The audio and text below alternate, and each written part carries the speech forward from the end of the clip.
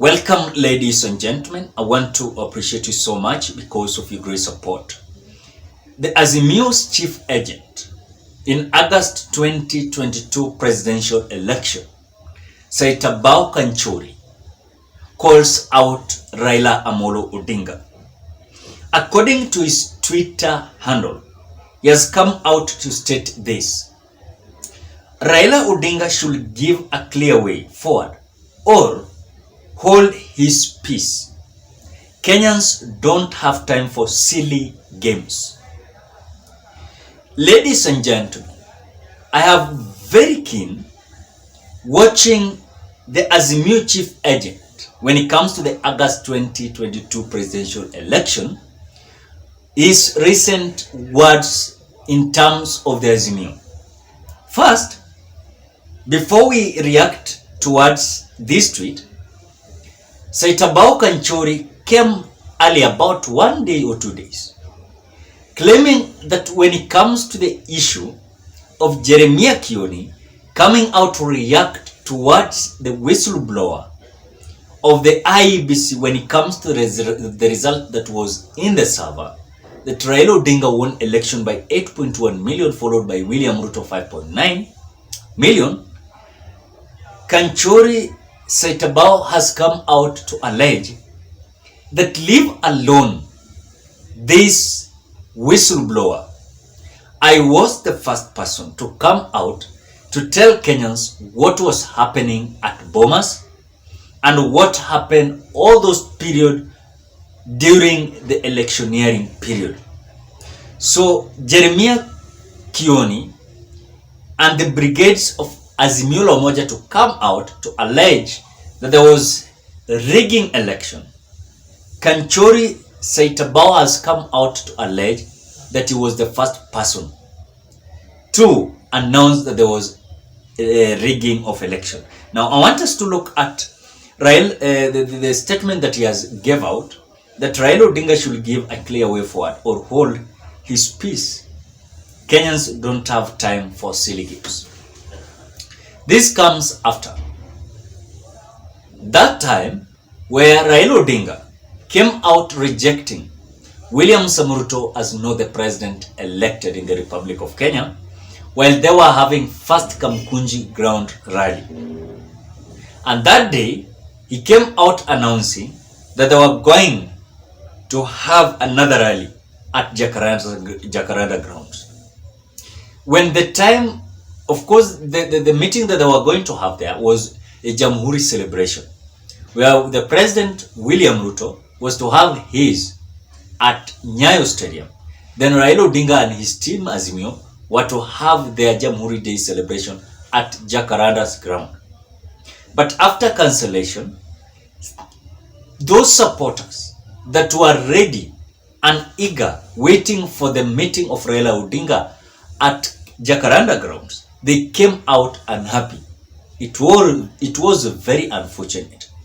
But again, I want us to say that when you look at that cancellation of that meeting has already brought some issues inside Azimio la Umoja, where you look some people and doubting. But I want to assure people that Raila Odinga yesterday, while having a rally at Kamkunji grounds, he has come out that they're going to normalize, they're going to be active, they're going to ensure that they're going to continue with their barazas, these meetings across the Republic of Kenya. According to the report that we've gotten, is that Raila Odinga announced yesterday that after Kamkunji, they're going to have a meeting at Jacaranda grounds, 29th this Sunday. So whatever people are waiting, is there any possibility again a cancellation of Jacaranda meeting? Is it true that Raila Amolo Odinga and his team, they are serious? Is it true that they are ready to give a permanent solution to Kenyans? Because Raila Odinga's team Azimio is having support. The indication that you saw in Kamkunji grounds, it was enough to indicate that things were not good. And that is why you see people were ready to attend that meeting. People are ready to listen to, of course, Raila Amolo Odinga and his brigade. So when it comes to the tweet of Saitabao Kanchory that Raila Odinga should give people a clear, of course, way forward, or if he cannot, he should hold his peace. I think this is just a tweet that is having two meanings. Number one, it is like Kanchory is agreeing with Raila Amolo Odinga. By that time, he was announcing that after arriving to Kenya from South Africa, he was going to give people direction. But again, this is the tweet of yesterday. And this might be a tweet that was earlier before Raila Odinga spoke. But again, this tweet is giving another meaning. Is because Kanchory maybe is not satisfied, because this comes after Babu Owino and certain of course brigades of Raila Amolo Odinga came out accusing Saitabao Kanchory that there were certain issues that he was giving to the public which was not from them, because he was a chief agent in August 2022 a presidential election, that he was a chief agent for Raila Amolo Odinga at Bomas of Kenya. But literally you could even see what Kanchory was doing at Bomas of Kenya. I think he was the one that came out saying that Bomas was a place of what? Of terrorism. I think something like that. But after the chaos outstarred at Bomas of Kenya, this was a reality after Kanchory had came out to the pulpit announcing that the election was a scam and a scheme towards denying his boss, where he was the chief agent of Raila Amolo Odinga at Bomas of Kenya.